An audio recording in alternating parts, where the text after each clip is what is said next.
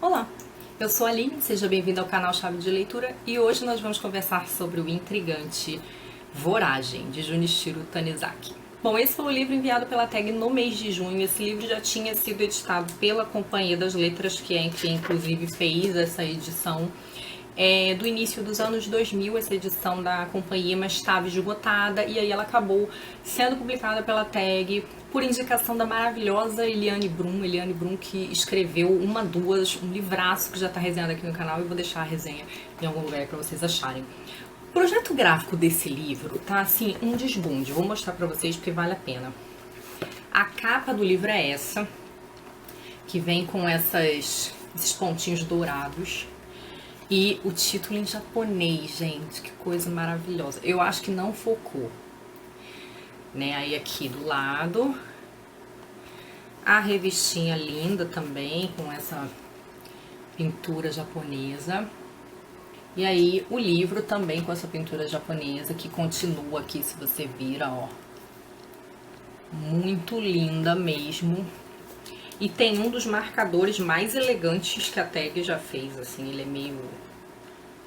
tem pouco menos de informação, né? Espero que vocês estejam conseguindo ver. E como sempre no verso, um comentário do curador. E aí então, a Eliane Brum disse o seguinte: seus personagens corrompem e se deixam corromper. Em Voragem, a passagem pelo Maelstrom, que significa a entrega aos sentidos, pelo caminho do sexo e do desejo, não deixa marcas no corpo, mas na alma.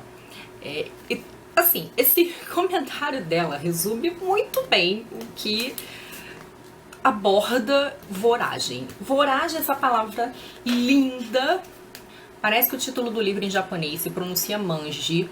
Eu vi isso na internet, não tenho certeza se essa informação tá certa. Eu assisti uma adaptação sobre a qual vou falar no fim do vídeo e o nome dela também era manji, então assim, pode ser que seja manji. Se vocês entenderem de japonês, digam aí, por favor. Mas assim, eu não sei se voragem é exatamente um correspondente, né, exato, né, eu acho que é uma coisa aproximada, mas que tem esse, além de ser essa palavra linda, tem esse significado de um redemoinho que suga as coisas, absorve, e também então tem tudo a ver com o enredo do livro. A edição em inglês traduziu para quicksand, que é areia movediça, que acho que tem a mesma ideia de sugar, né, de absorver. Essa história, quando eu comecei a ler, me intrigou muito, né? Ela é uma história narrada em primeira pessoa pela Sonoko. Eu provavelmente vou ter que dar uma colada nos nomes aqui, porque japonês não é uma língua com que eu use muito, né, ou saiba falar, então eu vou ter que colar. Mas a Sonoko, eu lembro, é a personagem principal. Sonoko tá contando sua história para um homem mais velho, que parece ser uma espécie de mestre para ela, ou de mentor. E ela se refere a ele como sensei. Então ela tá contando essa história pro sensei. E ela diz, esse sensei faz alguns comentários, algumas observações, muito poucas, sobre a história que a Sonoko está contando e sobre a própria Sonoko. E a Sonoko começa contando a história dizendo que ela não tem habilidade de escrita. Então que é por isso que ela está contando para ele. Então assim, ela deixa implícito que ele é um escritor, né? E as observações dele são marcadas como notas do autor. Então é como se o Junichiro tivesse feito uma brincadeira aqui de que esse sensei é ele mesmo, né? E a Sonoko então contou pra ele essa história que ela viveu. Então a Sonoko vai dizer que ela tá recém-casada, uma mulher jovem, ela é casada com um advogado. Eles são de uma classe social mais abastada. E ela dá a entender que foi um casamento meio que de conveniência, assim, eles não se amam. Ele, inclusive, vai trabalhar de advogado porque se sentia meio mal de ser sustentado pela família dela, enfim. E num determinado momento, e assim, ela revela já desde o início que ela já traiu o marido uma vez. Ela já lança isso logo no início. E ela dá a entender que esse sensei teria dito pra ela que não, vai se rever com seu marido, você não concretizou a traição, dá a entender então que ela não consumou sexualmente. Só que ela vai contar uma outra história pra ele, né? De um envolvimento com uma moça um pouco mais nova que ela. Agora é a hora de falar, Mitsuko. uma moça de beleza estonteante. Ela conhece a Mitsuko num curso de arte que ela resolve fazer para não ficar ociosa em casa. E sem se dar conta, a beleza da Mitsuko a fascina e ela passa. Aí eu já não vou tentar falar menos coisas que sejam um spoiler, tá? Embora isso seja ainda muito no início, mas enfim, elas se aproximam. Alguns boatos começam a correr relativos a elas duas, antes mesmo que elas sejam amigas. Mas esse boato mesmo acaba fazendo com que elas se aproximem e desenvolvam uma amizade. Só que essa amizade vai ser uma amizade meio colorida, né? Então, o tema do romance, ele mesmo, como a Eliane Brum já meio que deixa entrever pelo seu comentário, ele tem a ver com desejo, ele tem a ver com relação amorosa e sexual. Então, a Sonoko e a Mitsuko vão se envolver amorosa e sexualmente. Vamos lembrar que esse livro é um livro que começou a ser escrito na década de 20, né? Ele é um livro que foi publicado em forma de fascículos de uma revista entre 1928 e 1931. Eu não consegui descobrir quando esse livro foi publicado no Japão pela primeira vez em livro. Eu vi na resenha de uma moça aqui no YouTube, eu vou tentar lembrar de deixar o link da resenha dela aqui, onde ela disse que ele foi publicado e como livro pela primeira vez em 1947. Eu não achei essa informação em lugar nenhum. A única coisa que eu sei é que na ficha catalográfica dele a data é 31 e que na Wikipedia a gente descobre que ele foi... Você vê que eu acho que isso tá na revistinha da Tag, que ele foi publicado como fascículo, né? Então, assim, seriado, como um folhetinho, uma novela, entre 1928 e 1931. Então, quando eu comecei a ler essa história, eu fiquei assim, né, tipo, avançado, né, esse romance. E aí, minha gente, o livro, ele vai trazer mais uma série de outras questões.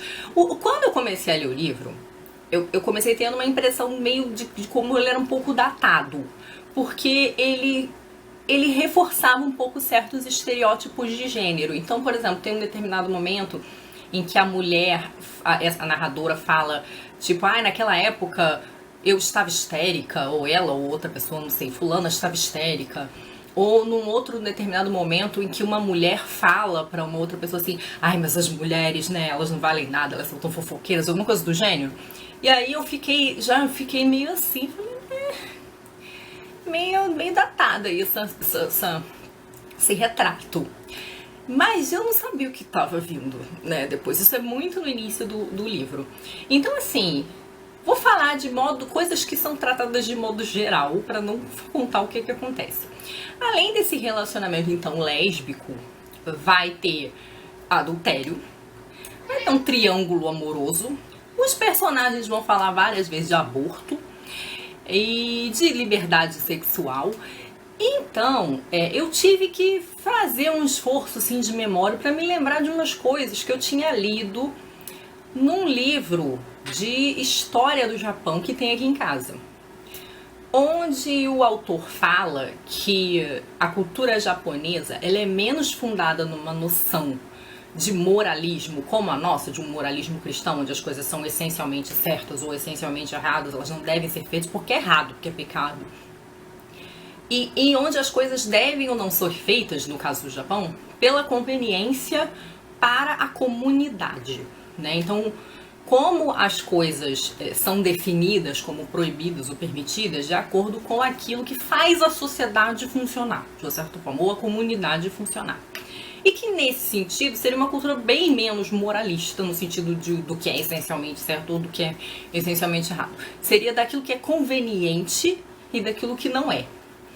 E nesse sentido, foi meio que deu para entender que um livro que se passa na década de 20 e que começa a ser escrito na década de 20 não seja tão pouco moralista em relação a assuntos como homossexualidade e aborto. Então eu falei, Aline, não delira, porque não foi no Ocidente que foi escrito esse trem.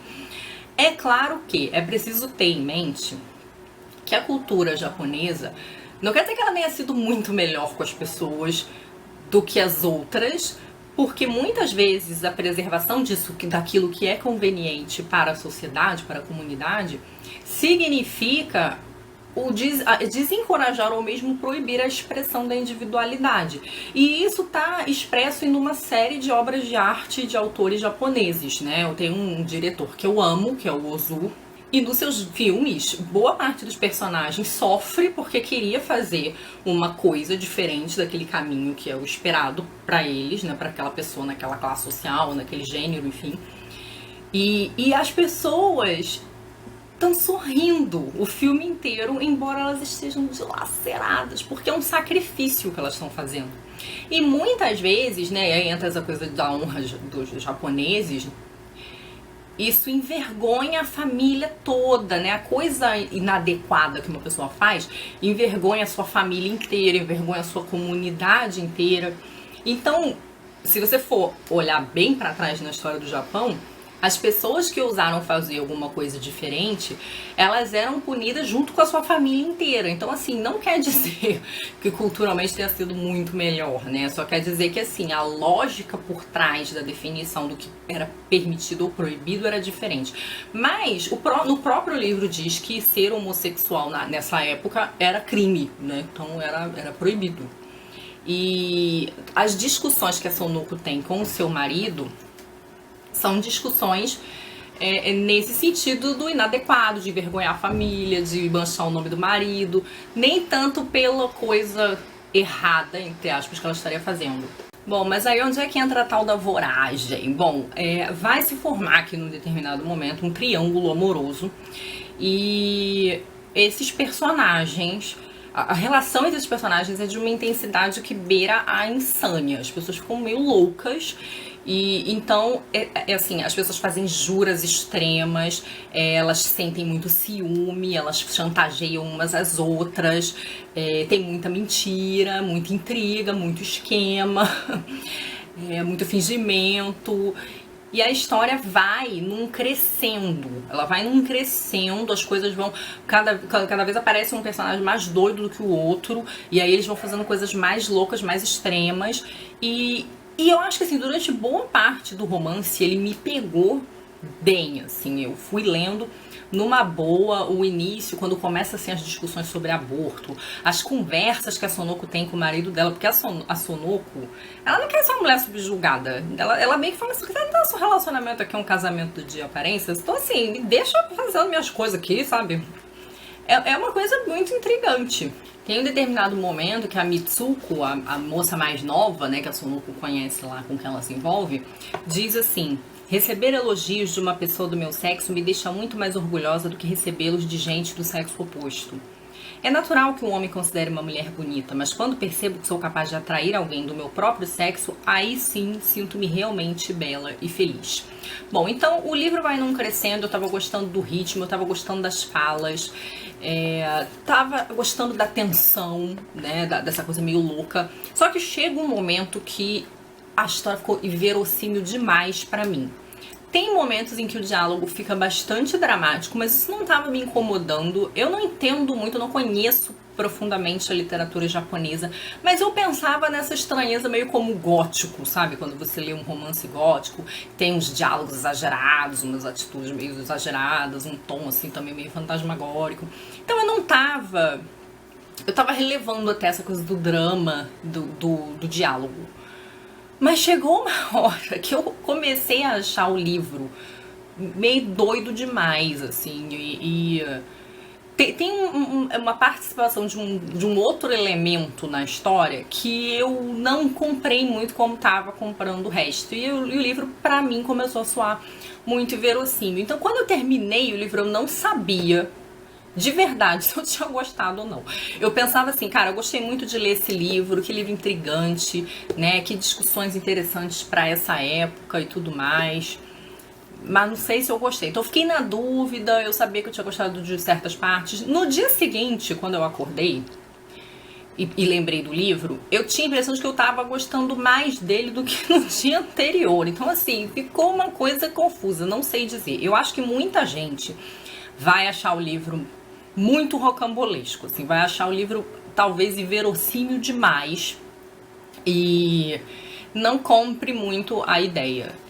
E assim, eu acho que o livro tem suas qualidades, inclusive o livro ele tem uma riqueza de detalhes em alguns momentos que eu acho que tem alguma coisa de simbólico, mas que eu não consegui pegar porque eu não conheço toda a simbologia mítica japonesa.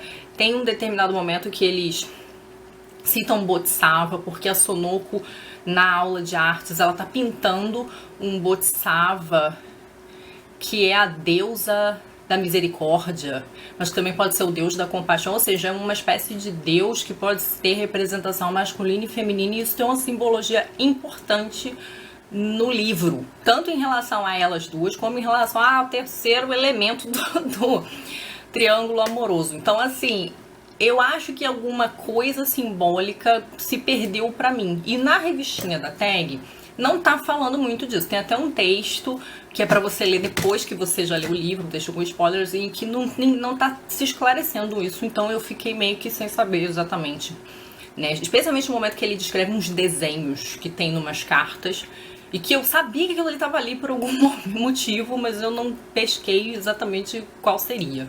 Essa parte final do livro, eu fiquei com a impressão de que ele tem uma leve barriga, porque eu tava lendo o livro muito interessada e chegou um momento que eu já tava meio assim, sabe quando você fica já sem um pouco menos de vontade de continuar de ler? Então eu fiquei assim, pô, talvez esse livro pudesse ser um pouco menor, né? Poderia tirar esse personagem aqui, ou a participação dele ali numa determinada situação. Enfim, o livro chegou uma hora que ele ficou meio cansativo. Não pelo modo como ele é narrado. Eu acho que, assim, o livro é separado em capítulos curtos. Eu não achei ele modorrento. Eu acho que chegou um momento em que ele tinha bastante coisa sobrando na história, na minha opinião, tá? Mas eu gosto muito de como ele termina. Eu já imaginava que não foi um final exatamente surpreendente. O que é surpreendente pra mim é esse elemento que eu acabei achando um elemento meio extra, que me incomodou, né? Mas eu já imaginava que era algo do tipo que ia acontecer. Mas eu gostei, eu acho que é um final adequado pra essa história. Mas é esse livro, assim, ele me intrigou, mas eu não sei se... eu acho que eu gostei. Eu nem dei a nota no Scooby ainda, porque, assim, me intrigou. Mas eu não achei totalmente redondo, não. Esse livro foi adaptado para o cinema várias vezes. Mas eu descobri que uma das adaptações japonesas foi roteirizada por um diretor que eu amo, que é o Kaneto Shindo. Kaneto Shindo, que fez um dos filmes mais sensacionais que eu assisti na minha vida, que é Onibaba, a Mulher Demônio, que eu quero indicar toda vez que eu tenho oportunidade. E ele não foi o diretor da adaptação, ele foi o roteirista. É um filme curto, um filme de mais ou menos 1h40. Esse filme tá inteiro no YouTube, legendado, então foi tranquilo, acabei de ler, já assisti o filme. Mas o filme consegue ficar mais absurdo ainda do que o livro. Então, assim, o que aconteceu? O que no livro, pra mim, em algum momento foi um problema, porque ficou esticando uma história que eu achei que podia ser um pouco menor, ele acrescentando elementos que eu já tava achando inverossímil demais. No filme fez um pouco de falta, porque o que acontece? É um filme curto, esse livro ele é uma sequência de coisas estranhas, absurdas que essas pessoas vão fazendo. E no filme você não tem muito o espaço, o tempo, o desenvolvimento entre uma coisa e outra. O filme é uma sucessão dessas coisas doidas, então assim, o filme fica ainda mais absurdo, assim, eu acho que fica o filme dificulta com que o espectador assim compre, acredite que aquela pessoa tá fazendo aquilo por determinado motivo. As coisas elas são mais aleatórias no filme. E no livro não. No livro você vai vendo que tem um crescendo. No fim das contas, eu acho que eu diria que eu gostei do livro, assim, o livro definitivamente chamou minha atenção por uma série de motivos. Eu só acho que, assim, talvez no terceiro terço, eu tiraria alguma coisa ali, né? Tanto de acontecimento como de pessoas. Que aí eu já achei que ficou meio delirante demais a história. Eu sei que tem vários livros do Tanizaki que já foram publicados no Brasil. Alguns eu acho que estão esgotados, como As Irmãs Makioka. Algumas pessoas me indicaram um ensaio dele chamado Elogio da Sombra, mas ele tem outros livros de literatura dele. Então eu queria que você, que já leu outra coisa do Tanizaki, me diga o que você achou e se você indica alguma coisa. Esse livro segue essa coisa integrante, então, pra mim, mas com um pouco de falta de ritmo, talvez, em determinado momento. Mas, assim, que livro interessante.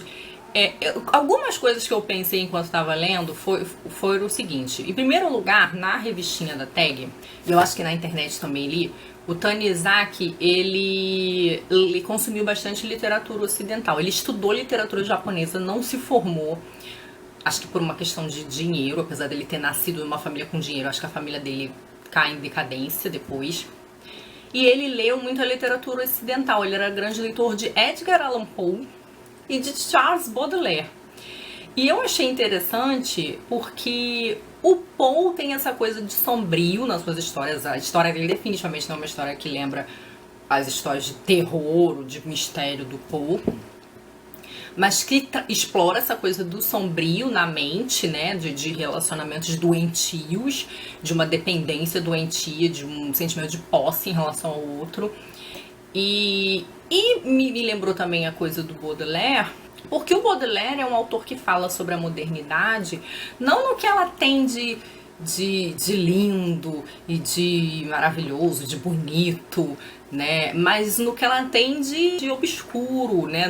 Naquilo em que ela, de uma certa forma, fere a subjetividade das pessoas, né? Fere a psique, né? Então, assim, o Baudelaire é o autor que vai falar daquelas coisas que a modernidade quer esconder. Então, o Baudelaire vai falar do vagabundo, vai falar do viciado, vai falar das prostitutas. Ele tem um poema sobre lésbicas, né? Ele tem várias associações dessa coisa da mulher com o demoníaco, né? E eu achei interessante porque, assim, no livrinho da Tag mesmo, na revistinha, fala que o Tanizaki era obcecado com o eterno feminino. E que ele era muito obcecado com a figura feminina, mas também com essa coisa do desejo, de dar vazão ao desejo, né, de não reprimir o desejo, e de que a obra dele é uma obra muito sensual, né, e isso tá presente aqui. Esse livro é um livro que tem muito do erótico, mas não do pornográfico, né, não tem coisas explícitas aqui, relação sexual explícita, mas tem muito do erótico, essa coisa do desejo que vai dominando as pessoas, que vai nublando a sua capacidade de raciocinar, né, de razão.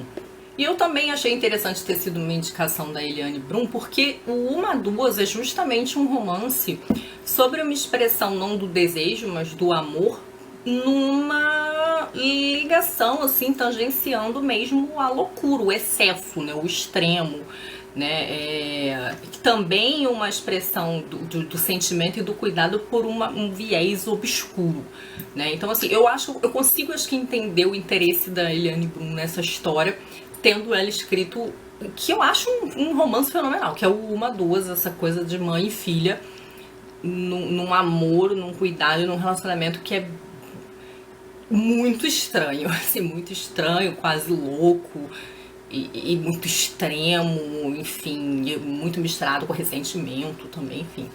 Então, eu não sei, eu gostei dessas associações, eu acho interessante que a Eliane tenha indicado esse livro e que ele fosse leitor do Poe e do Baudelaire. Livro muito intrigante, mas eu entendo todo mundo, eu quando vi no Scooby uma série de resenhas de gente dizendo que odiou o livro, assim, que foi o pior livro que leu no ano. E não é o pior. Nossa, eu li algum livro muito ruim esse ano, não sei. Eu ia dizer que não era o pior que eu li esse ano. Eu não colocaria esse livro na categoria de um livro muito ruim, assim, dos piores que eu li, não. Ele me intrigou muito em vários momentos. É só que em determinada parte ele ficou muito inverossímil, né? E eu fiquei assim, ai, podia tirar essa pessoa, podia tirar esses fatos aí, não sei o quê. Deixar ele mais... Acho que teria mantido um pouco mais a atenção. Me digam se vocês leram Voragem, como esse livro foi já editado, publicado. Ele já saiu em 2 edições diferentes. A da Companhia das Letras, que é uma capinha azul, Mas ele saiu numa série de coleções, eu esqueci qual é a editora agora. Se eu não me engano, foi nessa coleção aqui, dessa Planeta de Agostini, que eu tenho o ano da morte do Ricardo Reis. Se eu não me engano, ele também saiu por essa coleção. Então, se você já leu esse livro, se leu pela tag, vamos aí conversar o que vocês acharam, se vocês também ficaram intrigados, se vocês chegaram a uma conclusão. 2 meninas no Instagram me disseram que gostaram muito, tá? Então, quero saber a opinião de vocês. Mas assim, eu gostei muito de ler, tá? Eu tenho tentado incluir mais japoneses nas minhas leituras. O Tanizaki foi um autor que foi indicado várias vezes ao Nobel, né? Não ganhou.